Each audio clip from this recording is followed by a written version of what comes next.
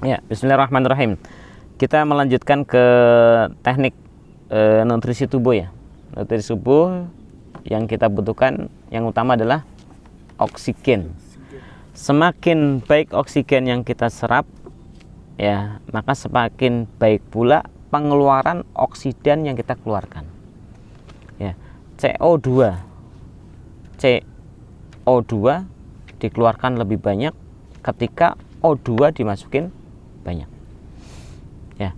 Dan ketika serapannya O2 itu bagus, maka pengeluaran CO2 pun akan semakin bagus. Nah, pergantian masuk dan keluarnya materi tadi itu mempengaruhi baik tidaknya jasad kita, baik tidaknya sel kita, baik tidaknya organ kita. Nah, tapi kita harus berpikir, kita hidup itu bukan dengan jasad, karena jasad ini akan rapuh dan akan hancur. Dan yang hidup ini di dalam jasad ini akan tetap hidup. Nah, makanya ketika kita membutuhkan nutrisi oksigen, kita harus membutuhkan nutrisi yang menghidupkan jasad. Ya. Nutrisi yang memperbaiki jasad itu adalah oksigen, dan nutrisi yang menghidupkan jasad itu adalah ruh. Ya.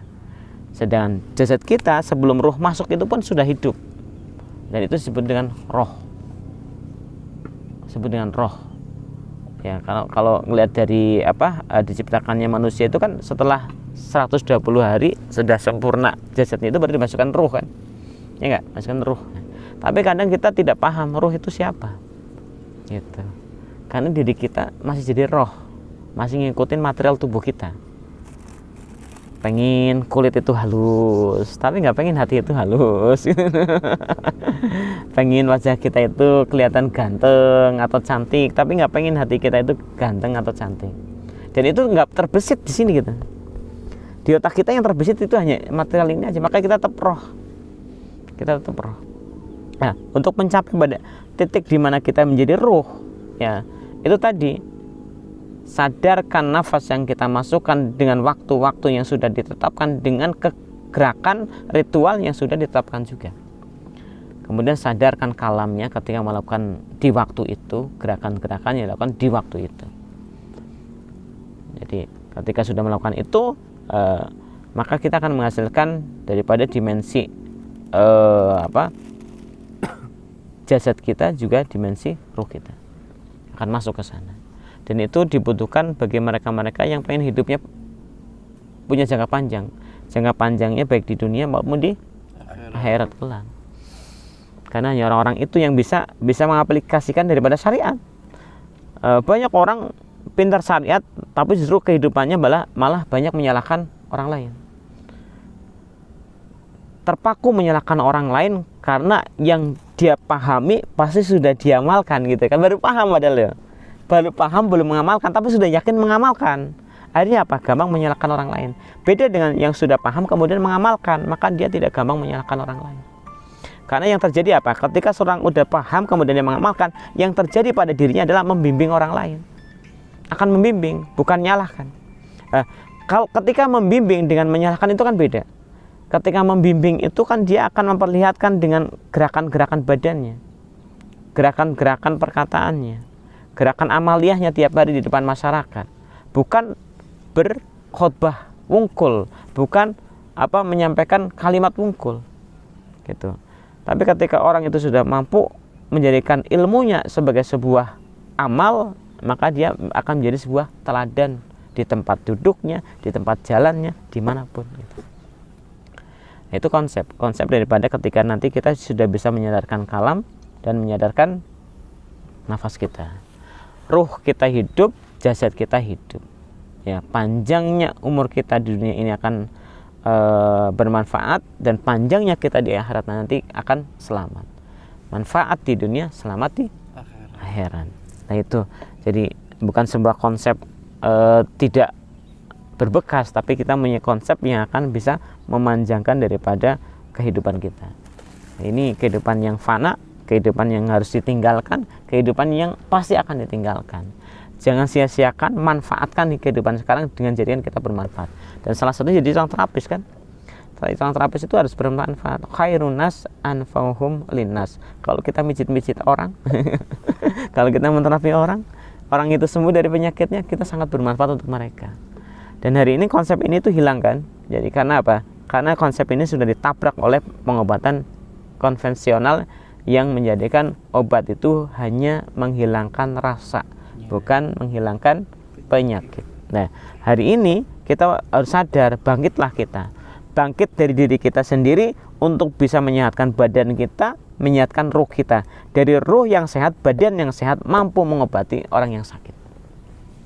Iya, itu tadi caranya bagaimana? Ya lakukan tadi tuh, yang kita sebut dengan level 7. Nah, level 7 itu melakukan sebagaimana yang Rasulullah ajarkan. Walaupun kita tidak menamakan syariat, kita menggunakan konsep-konsep nama beda dengan yang lainnya. Untuk apa? Untuk lebih memahami, lebih menjiwai. Ya, kalau kita menggunakan konsep-konsep yang sudah didengar, kan kita jadi jenuh, kemudian kita tidak mau mempraktekkan karena belum merasakan hasilnya. Tapi kalau kita menggunakan konsep yang disebut kayak konsep baru, padahal itu konsep lama, kemudian kita mau mempraktekkan dan akan ada hasilnya, itu seolah-olah menjadi konsep baru. Ya, nah kan kita senangnya dengan yang baru-baru, ya enggak? Senang yang baru-baru. Istri juga pengennya yang baru. Ya, Pak enggak? Saya belum misalnya. Belum. Istri baru stok lama. Jadi kita kesenangnya sama yang baru-baru, kalimat-kalimat baru, metode-metode baru. Padahal ini metode lama yang di-upgrade. Dalam arti apa? Dikonsepkan ke sana. Karena selama ini kita ibadah itu untuk mendapatkan surga. Padahal surga itu tidak hanya dengan ibadah. Ya, banyak orang ibadah masuk neraka. Karena apa? Konsepnya salah. Ya enggak? Yang bikin masuk surga apa sih? Ridho. Ridho itu dari hasil keikhlasan kita. Kita ibadah bertahun-tahun, kalau nggak ikhlas tidak dapat ridho. Kalau nggak dapat ridho tidak akan dapat surga. Iya, banyak orang bangga dengan sorbannya, bangga dengan masjidnya, bangga dengan pesantrennya, bangga dengan macam-macam atribut-atribut dari sebuah ibadah. Ya itu nggak salah, cuman salah ketika dia tidak ikhlas. Ya, salah ketika hanya untuk mencapai sebuah ketatanan konsep mulia di dunia. Gitu.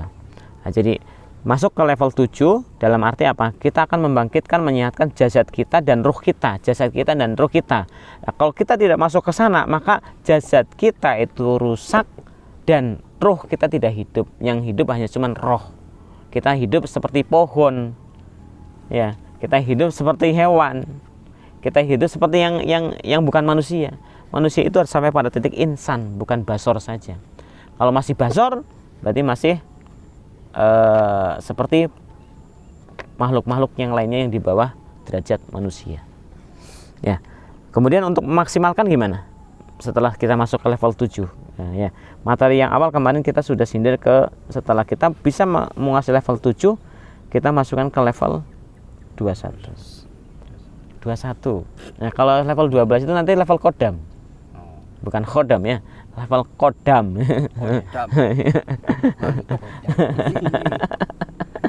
Level kodam ya. Kalau level kodam itu nanti akan muncul apa enggak yang berikutnya level 12, insya Allah lagi dimeditasikan gitu. Asal lunas dulu yang level 12 sudah mulai dimeditasikan. Kalau yang ilmu ruhnya tadi konsepnya level 7, kemudian ketika level 7 sudah mulai dipraktekkan dan istiqomah, maka masuk ke level 21. Level 21 itu apa sih? Level 21 itu ilmu diam. Ilmu diam. Jadi nanti mengembangkan energi yang sudah tertanam, energi yang sudah hidup dari level 7 akan dikembangkan lagi dengan ilmu diam. Nah, ada konsep gini dalam ilmu ini ya, dalam ilmu fisika. Orang itu kalau semakin diam itu semakin cerdas. Coba dalam ilmu fisika, sungai yang bunyinya kericik dengan lihat samudra yang tenang, daleman mana? Samudra. Itu ilmu fisika. Makanya mereka berkonsep makhluk itu semakin diam semakin cerdas. Diamnya bagaimana gitu kan ya? Apa menang bae orang ngomong kerowong gitu. Pemain ginjal lemah itu. Itu ginjal lemah itu namanya. Nggak bisa komunikasi dengan makhluk. Nah, itu beda ya. Diamnya konsep level 21 dengan diamnya orang yang kelemahan fungsi itu beda. Jadi kalau diam kitanya itu setelah mampu melakukan level 7 secara istiqomah, itu baru akan bisa melakukan level 21. Jangan langsung masuk ke level 21 yang ngantuk kayak tadi itu. Bukan ngantuk lagi, meninggoy. Baru berapa menit tadi, belum 1 jam tadi. Kerudak kan. Terlelah kan. Kalau konsep 21 sudah dijalankan istiqomah minimal 40 hari itu udah konsep dasar lah, apa sebagai fondasi. 40 hari itu tidak putus gitu ya. Tidak ketinggalan gitu dari waktu-waktu itu, dari jadwal-jadwal itu sampai 40 hari itu jadi fondasi. Kesananya itu udah biasa. Kesananya itu kita udah permanen, jam itu kita bangun jam itu, kita bangun jam itu terus gitu. Bahkan sampai kentut kita jadi alarm. Tuh, gitu langsung bangun. Kalau udah fondasinya kena level 7 ya. Level 7 fondasinya kena, masih masuk level 21 itu udah aman. Masuk level 21 udah aman. Nanti ada konsep yang harus dijaga tuh di level 21. Apa sih? Jadi panca indera kita itu akan berhenti tapi tetap bekerja di dalam. Jadi ketika telinga mendengar ya, ketika telinga mendengar masih terbaca oleh otak, itu belum masuk. Ketika mata membuka, bayangan yang di mata itu masuk ke dalam otak, berarti belum masuk. Itu ilmu diam. Sampai di titik nanti ketika kita melihat sana, nggak kebaca sama otak. Karena yang baca itu neuron, bukan neuralgia. Ketika ada orang ngomong, tidak masuk, tidak terbaca oleh otak. Nah, dari konsep itu ketika kita diam di titik itu, maka kita akan dalam kehidupan keseharian itu tidak berpengaruh dengan makhluk. Apalagi yang berbentuk materialitis, tidak akan masuk ke dalam jiwa ini. Tidak pengen seperti A, padahal si A itu urusan dunia. Tidak pengen seperti B, padahal si B itu urusan dunia.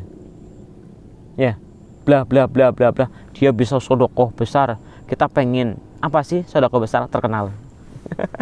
Ujung-ujungnya kan? Ujung-ujungnya gitu. Padahal yang membuat kita masuk surga bukan sodokoh besar, sodokoh ikhlas. Ya enggak? Sodokoh yang ikhlas itu bikin kita masuk surga. Sodokoh besar belum tentu. Yang ada hanya terkenal. Bahkan nanti yang masuk neraka pertama kali itu kan 3 orang. 1, penghafal Al-Quran yang hafalannya untuk disebut quro. Ya. 2, dermawan yang hartanya habis itu untuk dibagikan ke orang lain biar terkenal. 3, orang yang terbunuh di medan perang karena pengen disebut pahlawan atau syahid gitu. Nah itu kan coba tipu daya kan, tipu daya karena tingkatan keikhlasannya tidak sampai ke dalam hati kita. Nah itu nanti masuk ke level diam yang disebut kita sebagai level 21. Belajarnya bagaimana? Belajarnya tadi, kuping masih dengar tapi tidak dibaca oleh otak. Mata masih melihat tapi tidak dibaca oleh otak. Nah, nanti bagaimana caranya? Ya, bagaimana caranya? Sadarkan nafas, sadarkan kalam. Masih sama. Jadi kalau kita mau kalamnya sholawat, sadarkan sholawatnya terus. Dan ingat, nafasnya juga harus sadar. Nah, di titik itu, sampai di titik itu, maka level 7 tidak akan kelewat lagi. Level 7 akan jalan terus, neuralgia kita akan hidup terus. Sampai di titik nanti kita memegang pasien gini, ketika dimasukkan kodam, energi dari kodam, itu akan sangat ampuh. Ya kemarin Abu juga nggak percaya, perut segede gini, hamil kayak orang hamil 3 bulan, miom, yang harus cepat-cepat diangkat, itu kempes qadarullah itu, biidznillah. Dipegang, itu pun tadinya ini paling sekitar 7 kali atau 5 kali. Saya bilang gitu, memastikannya dengan otak saya kan ya. gitu. 7 kali atau 5 kali, harus tiap hari gitu. Yang di sini aja tiap hari kan ya, Allah kempes semua tuh. Tinggal yang di sini, tinggal yang narik lidah itu belum. Yang di sini sama sini udah kempes banget itu tiap hari. Nah, itu yang di perut itu cuma 1 kali. Saya bilang 5 hari apa besok kalau bisa datang lagi, tapi dia katanya jauh. Ya udah saya kasih waktu 5 hari. 5 hari datang lagi, laporan muncul, kempes. Langsung pulang ke Jakarta lagi. Itu konsep apa? Konsep daripada energi. Nanti kita kan punya 2 energi. Energi yang didatangkan dari kodam dan energi yang datang dari badan kita sendiri. Yang dari badan kita sendiri itu yang dihasilkan dari level 7 dan level diam, level 21. Jadi ketika manusia sudah sampai ke titik itu kan nanti konsepnya kan macam-macam. Ada yang disebut dengan manunggaling kawula Gusti gitu kan. Itu mah konsep lah gitu. Kita nggak perlu ke sana gitu. Nggak perlu ngaku-ngaku kan. Nggak perlu ngaku-ngaku di badan saya ada Allah, ya nggak perlu. Nah, buktinya apa? Ya semua penyakit yang saya inginkan sembuh, yang menyembuhkan kawan Allah. Ya enggak? Itu kan Allah, berarti badan saya udah badan Allah gitu kan. Nggak perlu ngaku-ngaku gitu. Jangan sampai ke titik sana, nanti malah jadi iblis. Gitu. Jadi nanti sebelum masuk kepada level 21, fondasinya adalah level 7. Lakukan level 7 terlebih dahulu, minimal 40 hari untuk bisa memaksimalkan, mengistiqomahkan kita. Jadi kalau udah masuk 40 hari itu udah istiqomah itu. Pasti akan bangun terus. Bahkan nanti akan ditambahin terus sama malaikat yang membangunkan kita, sama ruh yang membangunkan kita. Tadinya kita sanggupnya cuma setengah 3 atau jam 3 atau mungkin setengah 4, kita mampu gitu terus ya bersama 40 hari. Udah hari ke 80-nya itu udah ada yang bangun lebih awal lagi. Tadinya setengah 4 jadi jam 3. Tadinya jam 3 sekarang jadi jam 2. Terus gitu. Akan dibangunkan lebih awal lagi. Kalau sudah bangun kita dan konsep kita itu adalah Allah, konsep kita adalah Tuhan, konsep kita adalah kita harus punya manfaat di dunia dan selamat di akhirat, maka ketika dibangunkan jam itu pasti kita bangun. Karena nggak ada material lagi. Ngantuk kan material itu. Ngantuk besok nggak bisa ini kerja gitu. Itu material itu. Jadi urusan dunia itu. Ngantuk itu urusan dunia, bukan urusan akhirat loh. Di akhirat kita nggak tidur kok, senang-senang terus. Ya gak? Senang-senang terus gitu. Tidur itu konsep di dunia. Karena jasad ini rapuh, harus tidur. Karena ada jadwal organ kan. Ya jadwal itu kapan bangkit, kapan istirahat. Ya sama badan kita jadi harus istirahat. Kalau di surga nanti nggak ada istirahat lah, kita main-main terus kok. Kayak gini main-main. Iya main-main.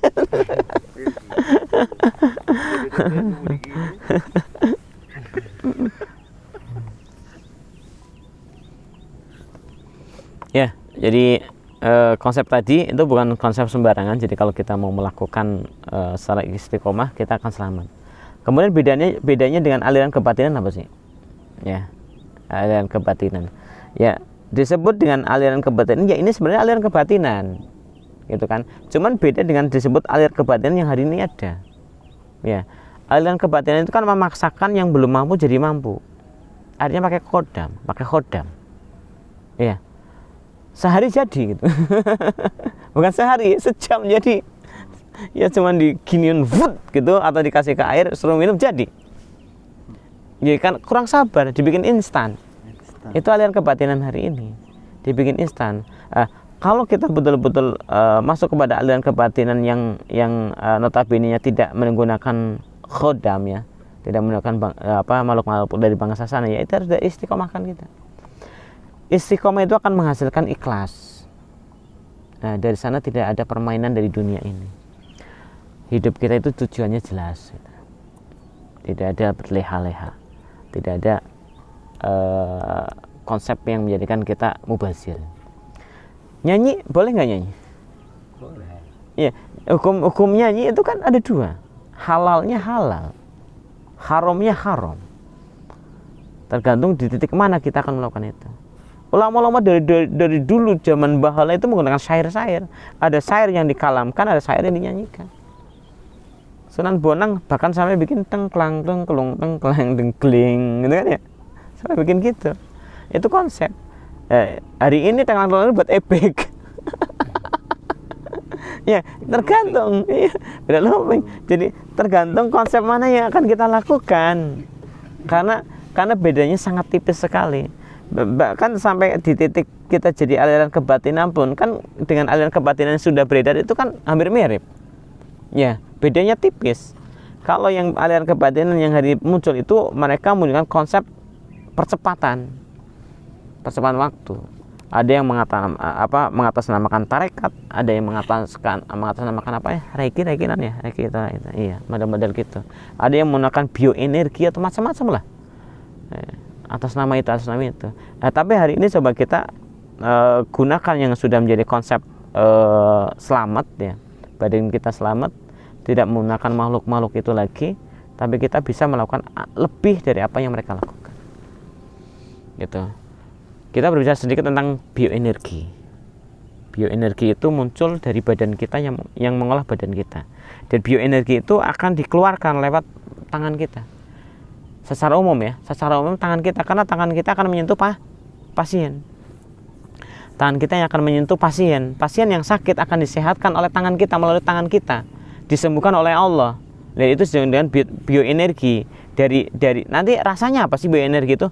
Bisa dingin, bisa panas, tergantung. Bisa dingin, bisa panas, bisa perih, bisa enak. Itu bioenergi. Nah, biar percepatannya lebih gampang, karena kita tidak merasakan bioenergi kita, maka bantu dengan energi dari kodam. Itu untuk merangsang, biar terasa. Karena yang hidup hari ini adalah neuron. Nah, untuk memanipulasi neuron itulah kita gunakan kodam. Ya, coba kalau energi kita udah hidup, ada orang datang cuma ditiup sembuh. Ya kankernya kering langsung kan ditiup, tiupannya bisa panas kan, bikin kanker mati. Coba orang yang kemo itu kan gosong. Kenapa? Karena yang dimasukkannya itu barang yang bisa mengeringkan. Nah, orang yang bisa memaksimalkan energi ya bisa lebih dari itu. Ya kalau kemo gosong karena berulang-ulang, akhirnya hancur kan sel yang hidupnya. Coba kalau pakai energi, kekuatan energi, kita cuma sekali tiup, gitu. Dan kalamnya sadarkan, mau kalam la haula wala quwata illa billahil aliyyil azim atau kalamnya kun fayakun, terserah. Tapi belum sampai energi udah bilang kun fayakun, jadi pede itu, terlalu pede. Gitu. Jadi konsep ini coba renungkan ya, matangkan, praktekkan. Nanti kita akan dapat sesuatu hadiah yang terbaik insya Allah. Kalau kita kalau kita prinsip pengen jadi seorang pengobat, bukan cuman teori dari treatmentnya saja, tapi matangkan jasad dan ruh kita. Ya, barakallahu fi. Saya tanya dulu, Ustaz. Ya. Seringkali kan pada saat kemudian kita melatih nafas kita kan energi yang terasa di kita dominan hangat, Ustaz.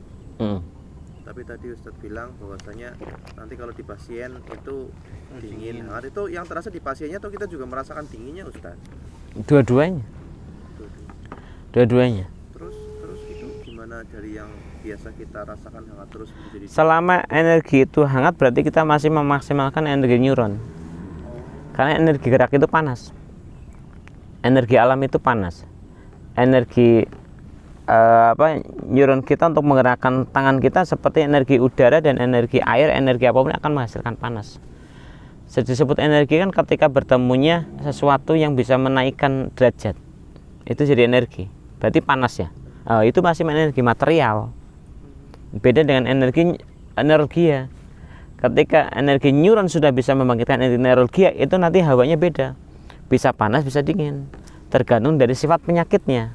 Kalau dia penyakitnya dingin, ketika kita pegang jadi hangat. Ketika dia penyakitnya panas, ketika kita pegang jadi dingin. Karena berlawanan dari penyakitnya, sifat penyakitnya. Berarti tergantung, bukan kita yang mengkondisikan. Iya, kita mah biasa saja. Biasa, tapi ketika sudah ketemu antara penyakit dengan tangan kita, lah itu dirubah di suhu karena lagi ada melawan. Lagi ada yang bentrok. Nah, kalau yang di dalam itu panas, bentrok dari tangan kita akan dingin. Dingin itu akan mengungkung panas, akan menurunkan panas. Nah, ketika penyakitnya itu dingin, maka yang keluar dari tangan kita itu jadi panas. Karena dingin itu harus diencerkan dengan panas. Gitu. Dan itu bukan keinginan kita, ujuk-ujuk keluarnya sendiri gitu. Karena kan kita kadang kita nggak tahu juga penyakit itu dalam itu panas atau dingin. Iya. Makanya doanya Rasulullah apa? Allahumma adhib anhu haroha wa barda. Rasulullah udah ngasih tahu tuh penyakit itu cuma dua. Kalau nggak panas ya dingin. Setan juga ada dua kan? Setan yang ketika gesek tanah jadi kebakar, ada setan yang gesek tanah jadi beku. Itu setan, bangsa jin yang jadi sumber penyakit, setan namanya. Nah itu dua-duanya ada, yang jadi beku ada, yang jadi gosong ada. Bahkan siapa yang ikut ketika itu ketika Rasulullah bertemu dengan jin, sahabat siapa? Abdullah bin Auf bukan ya? Yang suruh duduk di situ, jangan kemana-mana, dilingkarin tempat itu, lingkarin, jangan keluar dari sini. Coba kalau dia geser sedikit aja kebakar tuh, kebakar karena setan waktu itu banyak yang panas. Itu setan. Setan itu bisa taat juga bisa ingkar. Taatnya karena dia waktu itu sedang kalah, maka dia taat. Nah, tapi ketika yang mengalahkannya sudah hilang, maka dia akan ingkar lagi. Gitu. Ada lagi? Sementara itu. Diamalkan ya jadi nanya. Ya, barakallahu fiik, ini kita sudah sampai ke tingkatan pemahaman ke level 21. Semoga kita lebih paham dan bisa mengamalkannya. Assalamualaikum warahmatullahi wabarakatuh. Waalaikumsalam. Amen.